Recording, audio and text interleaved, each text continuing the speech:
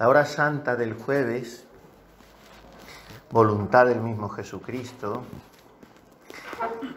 es inacabable en la práctica espiritual porque podemos atenernos a muchísimos aspectos de la oración sacerdotal de Jesucristo, o sea, desde su entrada en el cenáculo, con la cantidad de capítulos que trae San Juan, pero de una manera mucho más concreta, a la oración sacerdotal, la que llamamos la pasión del corazón de Jesús, que es su plegaria agónica en Getsemaní. También puesto que la hora santa se puede hacer, según admitió Pío XI en la encíclica Miserentissimo Redentor, desde la caída del sol del jueves hasta la amanecida del viernes, también puede fijarse la atención contemplativa en algún otro paso de la pasión. Pero nos gusta entrar en el jardín de las olivas con Jesús, contemplarle allí sudando sangre, poner nuestro rostro junto al suyo, y por eso son muchos los aspectos que se pueden ofrecer a la consideración piadosa del alma espiritual, que en este ejercicio de reparación quiere compadecer con Cristo. Pero esta noche quisiera invitarlas a que nos fijemos en una sola palabra de Jesús, acaso la más impresionante de todas las que pronuncia en su vida terrena. Desde luego la más escalofriante de su pasión. Tristis est anima mea usque ad mortem. Mi alma está triste a par de muerte. La tristeza es una pasión, pero es una pasión poco recomendable porque trae consigo el abatimiento del ánimo, el enervamiento de las energías, la remisión de las fuerzas y la dimisión de las ilusiones. Y por tanto la tristeza debilita al alma y la hace más vulnerable a todos los sentimientos oscuros, engaños y vacilaciones. ¿Cómo así entonces que vemos al corazón humano del hombre Dios sometido a la tristeza?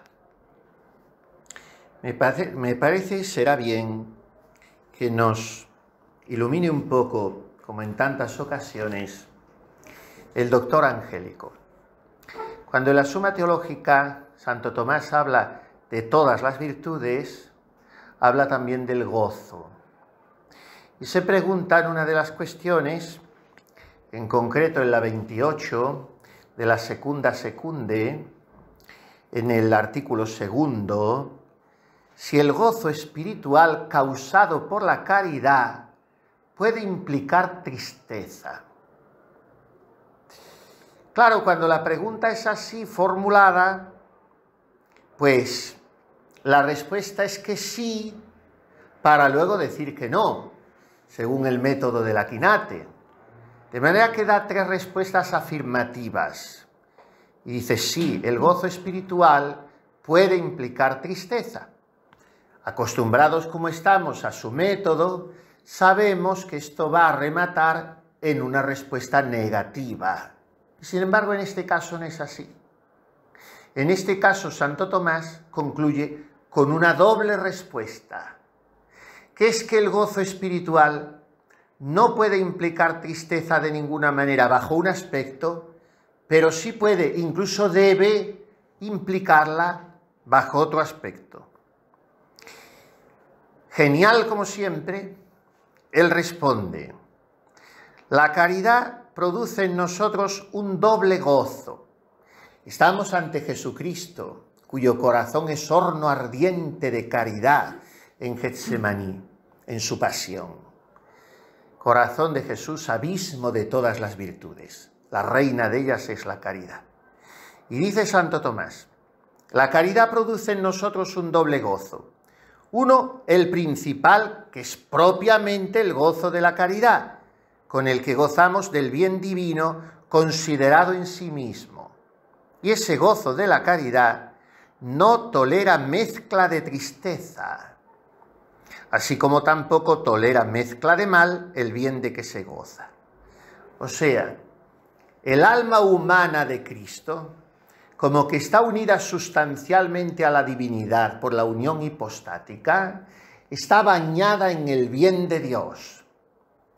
Por tanto, está sumergida en la caridad y no puede experimentar tristeza, ni siquiera en Getsemaní, ni siquiera en la cruz. Porque en la parte superior de su alma santísima no falta nunca la visión beatífica, incluso en el momento en que dice: Dios mío, ¿por qué me has abandonado? Continúa Santo Tomás y dice: el segundo gozo tiene por objeto el bien divino, ya no en sí mismo, sino participado en nosotros. Y esta participación mía subjetiva, individual, humana, del bien increado, puede estar obstaculizada por algo. Y de esto implica que el gozo de la caridad pueda contener cierta tristeza. O sea, digámoslo sencillamente, cuando yo me gozo en Dios en sí mismo, ahí no puede caber tristeza alguna. Cuando yo me gozo en Dios reverberando en mí, o sea, en Dios participado por mi pobre y miserable naturaleza, sí cabe una cierta tristeza. ¿Cuál? La que viene motivada por lo que impide en mí la participación del bien divino, no solo en mí, sino también en el prójimo, al que amo como a mí mismo. Y aquí tenemos al corazón de Jesús en Getsemaní zarandeado, triturado y saturado de oprobios, porque sumergido en la bondad de su Padre no tiene tristeza alguna. Pero cuando experimenta el bien divino en sí mismo como humano, perfectamente hombre, tiene que rendir tributo a su propia limitación. Más aún, cuando Jesucristo en Getsemaní quiere gozarse en el bien divino participado por su prójimo, que somos nosotros, entonces lo que escucha es la carcajada diabólica de Satanás, que le está diciendo: tu pasión va a ser inútil en muchos y tu sangre va a ser pisoteada por tantos. Y de aquí viene la tristeza de un corazón que no podría sentirla porque es perfecto en su humanidad unida a la divinidad. Y esta es la tristeza que yo debo desear sentir. Toda otra tristeza tengo que exorcizarla, conjurarla. La tristeza de que yo por mi pecado no pueda gozar plenamente a Dios. La tristeza de que mis hermanos los hombres le rechacen es una tristeza santa, siempre que no se convierta en pesimismo, en angustia, en actitudes negativas u oscuras, porque esa nunca viene de Dios. Por tanto, pidamos en esta hora santa, por medio de la Virgen María reparadora, unidos a su oración de medianera universal de todas las gracias, que nos conceda sentir este dolor con Cristo doloroso, quebranto con Cristo quebrantado, lágrimas y pena interna de tanta pena como Cristo pasó por mí. Y según esta misma idea y propósito de San Ignacio, entremos en el corazón de Jesús para pedir conocimiento interno de tanto bien recibido, para que más le ame y le sirva.